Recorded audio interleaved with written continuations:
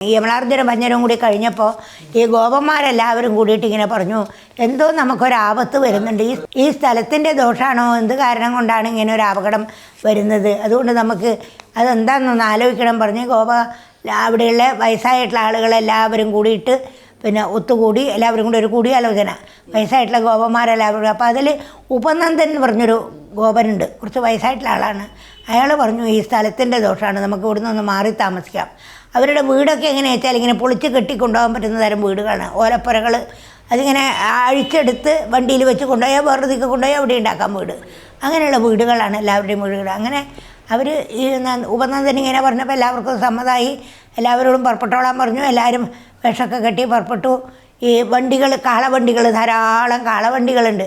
കാളവണ്ടികളൊക്കെ തിരത്തി നിർത്തി ഈ സാധനങ്ങളൊക്കെ എടുത്ത് എല്ലാം കാളവണ്ടിയിൽ കയറ്റി ഈ വീടൊക്കെ പൊളിച്ചല്ല, അതാളുടെ വീട് അതാൾ പൊളിച്ച കാളവണ്ടിയിൽ കയറ്റി വയസ്സായവരും കുട്ടികളും സ്ത്രീകളും ഒക്കെ കാളവണ്ടിയിൽ കയറി, ചെറുപ്പക്കാരൊക്കെ പശുക്കുട്ടികളെയും തെളിച്ചുകൊണ്ട് മുമ്പിൽ നടന്നു.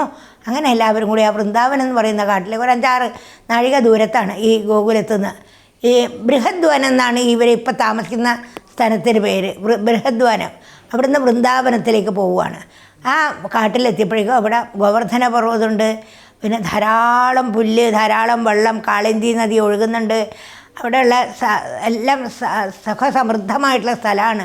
അത് കണ്ടപ്പോഴേക്കും കൃഷ്ണന് വളരെ സന്തോഷമാവും. കൃഷ്ണനെ കണ്ടപ്പോഴേക്കും ഗോവർദ്ധന പർവ്വതത്തിനൊക്കെ എത്രയാ സന്തോഷം എന്നറിയില്ല, അവരുടെ ഒന്നും സന്തോഷം പുറത്ത് കാണിക്കാൻ അറിയില്ല അവർക്ക്, എന്നാലും അവർക്കൊക്കെ സന്തോഷമാവും.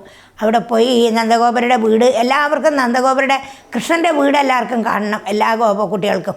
അപ്പോൾ അത് നടുവിൽ, അതിൻ്റെ ചുറ്റും അർദ്ധചന്ദ്രാകൃതിയിൽ ബാക്കിയുള്ള എല്ലാവരുടെയും വീടുകൾ. അങ്ങനെ വീടുകളൊക്കെ കെട്ടി അവിടെ താമസം തുടങ്ങി. അങ്ങനെ കുറച്ച് ദിവസം കഴിഞ്ഞപ്പോൾ ഒരു ദിവസം കൃഷ്ണൻ പറഞ്ഞു, കാട്ടിൽ പോവും, രാവിലെ എല്ലാ കുട്ടികളും കൂടിയിട്ട് കാട്ടിലേക്ക് പോകും, കളിക്കാനായിട്ട് പോയാൽ പിന്നെ അപ്പോൾ പറയും, ഞങ്ങൾ കുറച്ച് വലിയ കുട്ടികളായില്ലേ, ഒരു 5-6 വയസ്സൊക്കെ ആയി, ഇനിയിപ്പോൾ ഒരു കാര്യം ചെയ്യാം, ഞങ്ങൾ പശുക്കുട്ടികളെ മേയ്ക്കാൻ തുടങ്ങാം, പശുക്കുട്ടികളെ ഞങ്ങൾ കാട്ടിൽ കൊണ്ടുപോയി പുല്ലൊക്കെ തീറ്റിച്ച് കൊണ്ടുവരാൻ പറഞ്ഞു. അപ്പോൾ ഗോപന്മാരൊക്കെ സമ്മതിച്ചു. അങ്ങനെ ദിവസം രാവിലെ നേരത്തെ എണീറ്റ് പശുക്കുട്ടികളെയും കൊണ്ട് കാട്ടിലേക്ക് പോകും എല്ലാവരും കൂടി, കുട്ടികളെല്ലാവരും കൂടിയിട്ട്, കൃഷ്ണൻ്റെ കൂട്ടുകാരും കൃഷ്ണനും എല്ലാവരും കൂടി പശുക്കുട്ടികളെ കൊണ്ട് കാട്ടിലേക്ക് പോകും. അങ്ങനെ കാട്ടിലേക്ക് പോയാൽ അവിടെ ചെന്ന് കുറേ നേരം ഓടുക, ചാടുക, പക്ഷികളെ പോലെ ശബ്ദിക്കുക, കുരങ്ങന്മാരെ പോലെ മരത്തുമ്മ കയറുക, അങ്ങനെ പല തരം കളികൾ എല്ലാവരും കൂടി കളിക്കും. അത് കഴിഞ്ഞ് കുറേ നേരം വൈകും, വരുമ്പോഴേക്കും വിശന്ന് ക്ഷീണാവും കുട്ടികൾക്ക്. അങ്ങനെ കുറച്ച് ദിവസം കഴിഞ്ഞപ്പോൾ ഒരു ദിവസം കൃഷ്ണൻ പറഞ്ഞു, നമുക്കിങ്ങനെ ആയാൽ പറ്റില്ല, ഇപ്പോൾ ഉച്ചയാകുമ്പോഴേക്കും വിശപ്പ് സഹിക്കാൻ കഴിയണമെങ്കിൽ തിരിച്ചു വരണം, ഇനി നമുക്ക് വൈകുന്നേരം വരെ കാട്ടിൽ കളിക്കണം. അതിനെന്താ വഴി, നമുക്ക് ആഹാരം കൊണ്ടുപോയാൽ കാട്ടിൽ വെച്ച് കഴിക്കാം, അവിടെ വെച്ച് കഴിച്ചാൽ നമുക്ക് വൈകുന്നേരം വരെ കളിക്കാം. എല്ലാവരും അമ്മമാരോട് പറയും, ഞങ്ങൾക്കൊക്കെ നാളെ മുതൽ കാട്ടിൽ നിന്നാണ് ആഹാരം, ഞങ്ങൾക്കൊക്കെ ആഹാരം ഉണ്ടാക്കി പൊതിഞ്ഞ് തരണം, ഉറിയിൽ വെച്ച് തരണം. എന്തിനാണെന്ന് വെച്ചാൽ കാട്ടിൽ കൊണ്ടുപോയാൽ നിലത്ത് വെച്ചാൽ പ്രാണികളോ ഉറുമ്പുകളോ ഒക്കെ വരും അതിൽ, അതുകൊണ്ട് ഉറിയിലായാലും മരത്തിൻ്റെ കൊമ്പത്തൊക്കെ കെട്ടി തൂക്കാം. അപ്പോൾ അങ്ങനെ ഉറിയിൽ വെച്ച് എല്ലാവർക്കും ആഹാരമൊക്കെ ഉണ്ടാക്കി കൊടുക്കും അമ്മമാർ, അതായത് കുട്ടികൾക്ക്, അതായത് അമ്മമാർ സ്വാദിഷ്ടമായിട്ടുള്ള അവർക്ക് ഇഷ്ടപ്പെട്ട സാധനങ്ങളൊക്കെ ഉണ്ടാക്കി പാത്രത്തിലാക്കി പിന്നെ ഇതിൽ വെച്ച് കൊടുക്കും. അങ്ങനെ എല്ലാവരും കൂടി ഇങ്ങനെ കാട്ടിലേക്ക് പോകാൻ തുടങ്ങി. അങ്ങനെ പോണ സമയത്ത് ഒരു ദിവസം കുട്ടികളെല്ലാവരും കൂടി കാട്ടിൽ പോയ സമയത്ത് ഒരു പശുക്കുട്ടി, സാധാരണ ഇവരുടെ കൂട്ടത്തിലുള്ള ഇല്ലാത്തൊരു പശുക്കുട്ടി, വത്സാസുരൻ എന്ന് പറഞ്ഞൊരു അസുരൻ ഒരു പശുക്കുട്ടിയുടെ രൂപത്തിൽ വരികയാണ് കാട്ടിലേക്ക്. ആ പശുക്കുട്ടിയുടെ രൂപത്തിൽ വന്നിട്ട് ഈ ബാക്കിയുള്ള പശുക്കുട്ടികളുടെ കൂട്ടത്തിൽ കളിക്കുന്നു.